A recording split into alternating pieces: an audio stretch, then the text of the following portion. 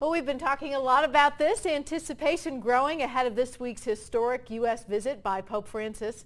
As you know, this isn't the first time a pope has visited Washington. Yeah, this is a big deal. Pope Francis will be the fourth pope to visit the United States and the third to visit Washington while serving as pope. Allison Starling reports from Washington, D.C.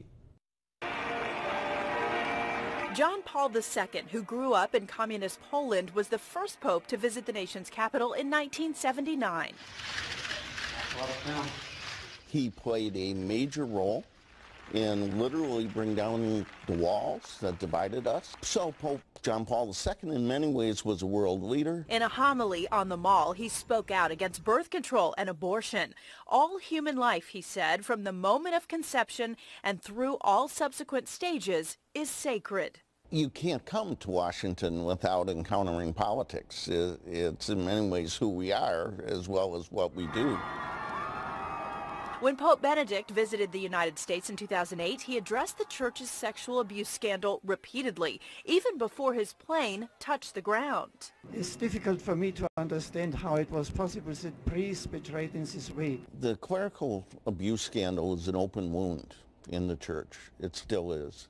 And no pastor, certainly no pope, can come to our church, our country, and not address it. Visits to the United States inevitably give popes a better understanding of this nation's Catholics. It was said that Pope John Paul II was told when he came to the United States he'd find a church in disarray, a church that was hostile to the teaching of the church or to his leadership. We love you! We love you! Perhaps I love you more. And he saw a diverse, a vibrant, exciting community of faith.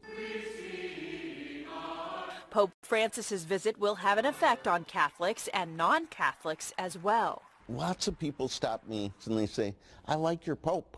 I'm glad he's coming.